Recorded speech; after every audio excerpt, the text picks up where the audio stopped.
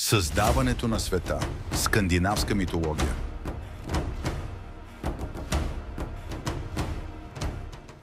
В началото нямало нищо. Нито земя, нито небе, нито пясък, нито хладни вълни.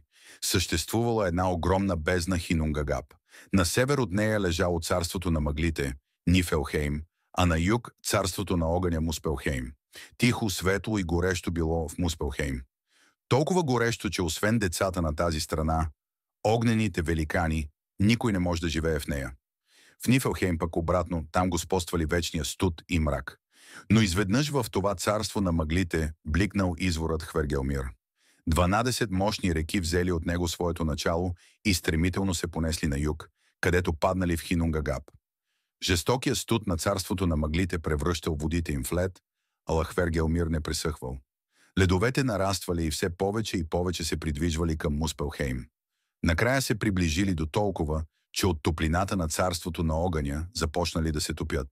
Излитащите от Муспелхейм искри се смесили с разтопения лед и му вдъхнали живот. Тогава от бездната Хинунгагап се изправила изполинска фигура. Това бил великият Ymir, първото живо същество на света. В този ден изпод лявата ръка на Ymir се появили момченце и момиченце, а от краката му се родил шестглавият великан Трудгелмир. Така от него било положено началото на рода на великаните.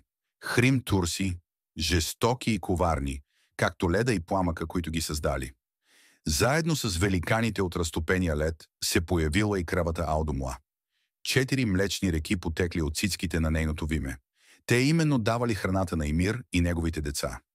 Пъзбища още нямало естествено, и Алдумла облизвала солените грамади. Към края на първия ден на върха на една от тези грамади се появили коси, на другия ден цяла глава, а на края на третия оттам изскочил гигантът Бури. Синът на Бури, Бор, взел за жена великанката Бесху, която му родила 3 синове, богове, Один, Вили и Ве. На братята богове току-що създаденият свят не им харесал. Не може ли да понасят и господството на жестокия Ymir?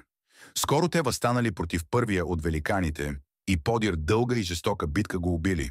Рукналата от раните на огромния Ymir кръв удавила всички други великани и кравата Алдумла.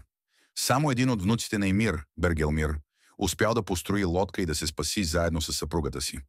Вече никой не пречел на боговете да създават по свое желание света. От тялото на Ymir те изработили земята във вид на плосък кръг, положили я в средата на огромното световно море, което се образувало от неговата кръв. Нарекли я Мидгард, което ще рече средна страна. След това те взели черепа на Ymir и от него направили небесния свод. От косите му – планините, от костите – дърветата, от зъбите – камъните, а от мозъка му – облаците. Всеки от 4 ъгъла на небесния свод боговете завили във формата на рог и във всеки рог сложили вятър. В северния – Нордри, в южния – Судри, в западния – Вестри и в източния – Аустри. От искрите, излетели от Муспелхейм, направили звездите и с тях украсили небесния свод. Едната част закрепили неподвижно, другите, за да знаят винаги времето, сложили така, че да се движат в кръг, който обхождали за година. Когато Один и братята му свършили, веднага се замислили как да населят света. Веднъж намерили случайно на брега на морето 2 дървета – Ясен и Елха. Боговете ги изрязали и направили от тях мъж и жена. Единият от боговете вдъхнал в тях живот, другият им дал разум, а третият – кръвта и румените бузи. Така били създадени първите хора – мъжът Аск, жената Ембла. Боговете не забравили и великаните. На изток от Мидгард, зад морето, създали за тях страната Йотунхейм и я дали във владение на Бергелмир и неговите потомци. След време боговете станали повече. На най-стария, Один, се родили много деца, които построили за себе си страна високо над земята и я нарекли Асгард, а себе си Аси.